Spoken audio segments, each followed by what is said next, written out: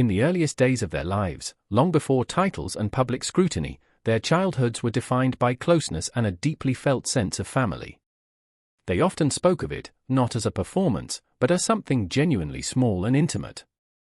A tight-knit unit that, over the course of 10 years, quietly grew into something far larger. They weren't just heirs, they were participants in a legacy built on connection. Then, everything changed with a single sentence on the royal website. No elaboration. Just one stark line: a formal announcement will be made at 6 p.m. For a monarchy known for its precision and choreography, the abruptness felt like a rupture.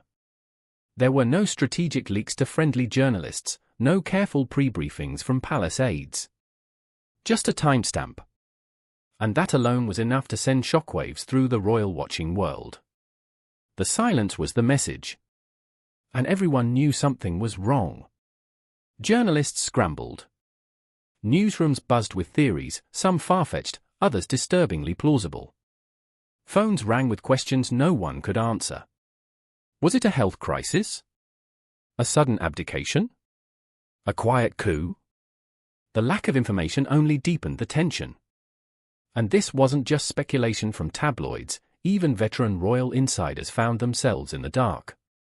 There were no controlled narratives. No talking points.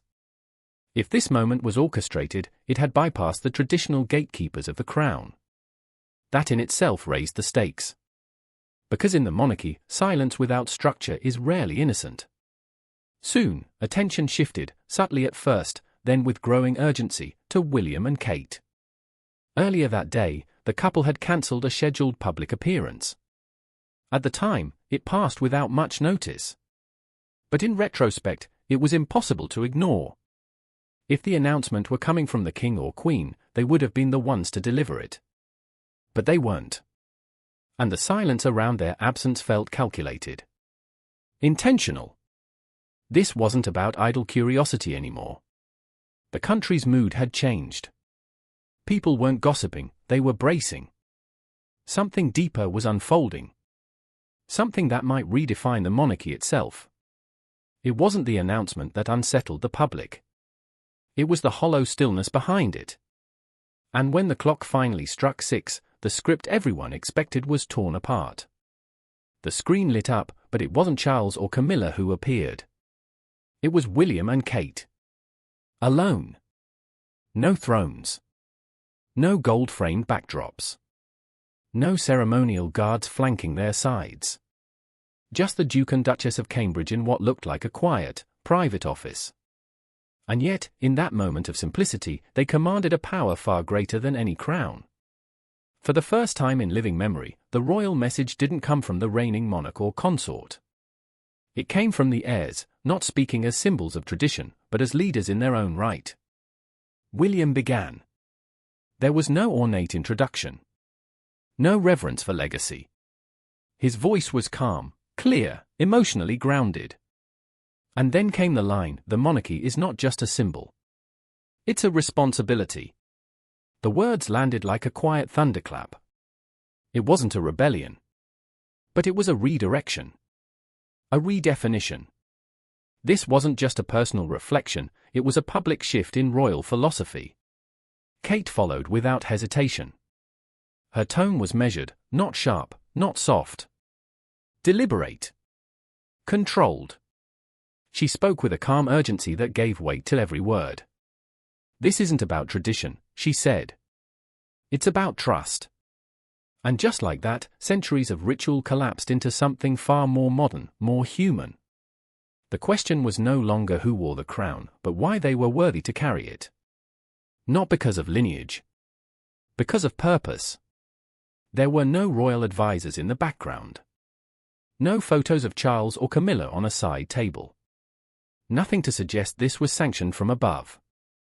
William and Kate were speaking alone, and yet, it felt as though they carried an entire institution with them. Their appearance wasn't a broadcast. It was a declaration. The monarchy, as it had been understood, wasn't being rejected, but it was being reframed. Their tone wasn't emotional. It was steady. Grounded. As if they hadn't been preparing in secrecy, but in stillness, waiting for the moment to step forward, not with a message of division, but of clarity. They weren't demanding allegiance. They were offering transparency. And in a monarchy built on mystique, that made it revolutionary. Their message didn't echo through marble corridors or under stained glass ceilings. It landed in living rooms, in hands gripping phones, in hearts. It didn't feel rehearsed. It felt chosen. And when their words ended, the tension that had built throughout the day didn't simply vanish. It transformed into something heavier, more significant. Then came the bombshell. The Diana Initiative. This wasn't a tribute. Kate wasn't honoring the past. She was reclaiming it. When she introduced the initiative, it wasn't framed with sentimentality. It was framed with resolve. It was a course correction. A reassertion. A message that the legacy of Princess Diana would no longer be reduced to candlelight vigils or memorial flowers outside Kensington Palace. It would live, actively, purposefully, in the work they would now lead. And with that, the future of the monarchy was no longer just in question. It was being rewritten. Here's the revised version, restructured into fluid paragraphs with a refined, emotionally resonant narrative tone. This was never just about tribute. It was about restoring a voice that had long been softened, reshaping a presence that had been pushed to the margins, and reclaiming a narrative that had been diluted by time, scandal, and silence. But this time, Diana's mission wouldn't unfold through symbolic gestures or ceremonial nods. It would move with intent, precision, and a fierce sense of clarity. The Diana Initiative was launched not as a sentimental campaign, but as a global non-profit with a clear strategy. Its foundation was built on the very values that once made Diana beloved by millions: compassion for the marginalized, radical transparency in a world dominated by curated appearances, and an unwavering belief in serving people over protocol. This was not a charity cloaked in pageantry. It was a movement. And Kate wasn't just the founder, she was the engine. From the moment the initiative was announced, it was evident that Kate was not simply lending her name. She was investing her full presence. There would be no red carpets, no polished photo ops followed by royal waves and swift departures. Kate made it clear she would personally visit shelters, listen to survivors, meet underserved families, and sit with advocates, not for headlines, but for the sake of understanding. These weren't press appearances. They were acts of service. And the public felt it. This wasn't a launch, it was a shift. The initiative echoed Diana's hands-on approach, but this time with structure, reach, and a plan for lasting change. It gave people something they hadn't seen from the royal family in years, a cause that rose above performance. Kate wasn't stepping into Diana's shoes. She was forging a new path, rooted in Diana's spirit but tailored for a different time. It was a continuation of grace, empathy, and action, reshaped for a new generation. For those who remember Diana's quiet rebellion against the confines of her role, this felt like the redemption arc history had been waiting for.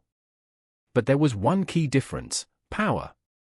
Diana often fought from the margins, limited by her position. Kate was launching this initiative from within the very heart of the monarchy. That shift made all the difference. Diana had used kindness as a form of resistance. Kate was wielding it as leadership. Support surged almost instantly. Social media erupted with praise. The phrase "People's Queen" trended within hours, not in nostalgic reference to Diana, but as a living, breathing recognition of Kate. It wasn't sentimentality. It was resonance. The public saw someone who wasn't waiting for a title to lead, someone who took on responsibility before it was officially handed over. They saw service, real, tangible, meaningful service. But not everyone celebrated. The Queen Consort remained silent. So did the palace. As the Diana Initiative made headlines around the globe, the royal household offered no statement, no endorsement. Official channels remained still, as though nothing had happened. And that silence wasn't neutral, it was conspicuous. Inside the palace, the mood was tense. Insiders whispered that King Charles had been blindsided. "What did they do?" he reportedly asked, not with anger, but with disbelief. This was not the narrative he had expected. Just as Charles began settling into his reign, the public gaze shifted, and it didn't drift gently. It snapped toward William and Kate, and toward a vision more ambitious and emotionally compelling than any royal initiative in recent memory. If the king was stunned, Camilla was shaken. For years, Camilla had worked to rehabilitate her image.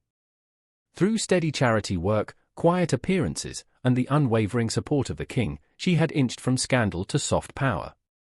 But one announcement, one deeply emotional revival of Diana's name, reignited the weight she had spent decades trying to escape. The Diana initiative wasn't an attack. It wasn't a challenge. But it was personal. And it stirred something raw in the Queen consort. Inside royal corridors, murmurs of resentment began to ripple. Not just because of the overwhelming public support Kate had received, but because the initiative hadn't gone through the usual filters. No formal rubber stamp. No approval from senior courtiers. It was independent. Decisive. Unstoppable.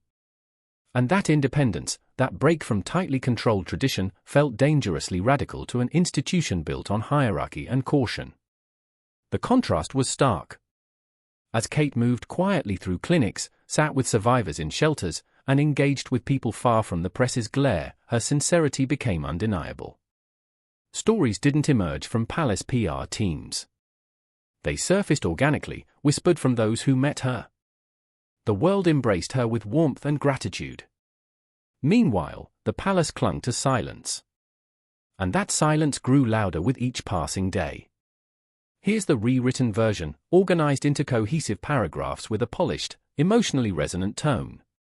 The impact of Kate's efforts didn't come from press briefings or royal proclamations. It came from the voices of those she met, a young mother, a grieving teenager, a weary shelter staffer. Each told stories that echoed the very essence of what Diana had once represented: empathy, authenticity, presence. With every encounter, the emotional contrast between Kate's warmth and the palace's cold detachment grew more stark. There was no public fallout, no explosive confrontation. But those closest to the crown recognized what was quietly unfolding. This wasn't just tension, it was a quiet reckoning. A shift in loyalty. An unmistakable test of power, legacy, and public will. What began as silence had transformed into something more potent, a quiet war waged behind closed doors.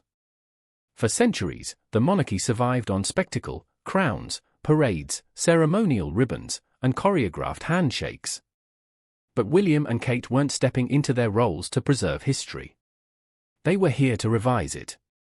The Diana Initiative wasn't just a charitable campaign, it marked the unveiling of a philosophy.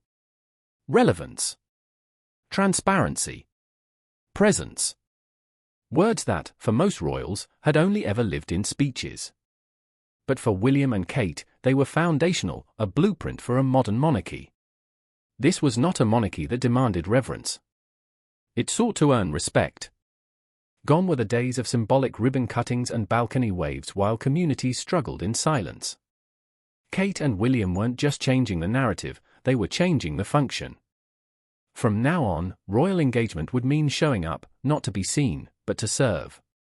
Their presence would be felt not in ballrooms or at galas, but in battered shelters, underfunded clinics, classrooms recovering from systemic failures, and flood zones where recovery lagged. They weren't performing royalty. They were redefining leadership. The transformation was subtle but intentional. Projects began rolling out that spoke directly to the issues real people cared about, not ceremonial causes, but urgent, living ones: adolescent mental health, maternal safety, early education equity, climate resilience. And each initiative came with more than goodwill. It came with planning, partnerships, and accountability. Meetings weren't designed for media. They were strategy sessions. Field visits weren't curated for the cameras. They were opportunities to listen, to learn, and to act. It quickly became clear this wasn't about chasing popularity. It was about permanence. William and Kate weren't dismantling the monarchy. They were lifting it off its pedestal and placing it within reach of the people. The idea of royalty, once defined by distance, was being rewritten with a single, powerful word: accessibility. And this wasn't rebellion. It was correction. A long overdue acknowledgement that tradition without relevance was no longer enough. But while the public applauded this shift, the institution recoiled. Because even the most well-intentioned change disrupts power. William and Kate weren't storming the gates. They were revealing the cracks. Gently, without confrontation, but with undeniable clarity. And that was enough to rattle those still clinging to the idea of legacy over leadership. Inside palace walls, the shift wasn't hailed as vision, it was seen as betrayal. For William, it wasn't defiance. It was duty. He hadn't set out to upstage his father. The Diana initiative wasn't designed to provoke a power shift. But when the public embraced this new version of monarchy, one rooted in purpose instead of pageantry, it became impossible to ignore the emotional fallout playing out behind the scenes. In private, King Charles reportedly struggled with the change. "The spotlight is gone," he confided to an aide. Not with rage, but with something more painful, quiet sorrow. After a lifetime of waiting to wear the crown, he found himself eclipsed by a new model of leadership, one that didn't require titles to inspire loyalty. And for William, that realization cut deeper than anyone knew.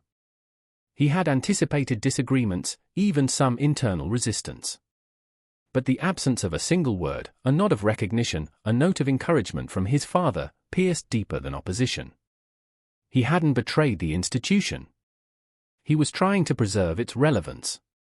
But instead of unity, he was met with silence. And behind that silence was a father who viewed his son's purpose as a personal loss. Camilla's response, however, was not as restrained. While Charles stood still, the Queen Consort moved to reassert control. According to palace sources, she urged that the Diana initiative be brought under official royal oversight, folded into the monarchy's formal structure, where it could be managed, sanitized, and contained.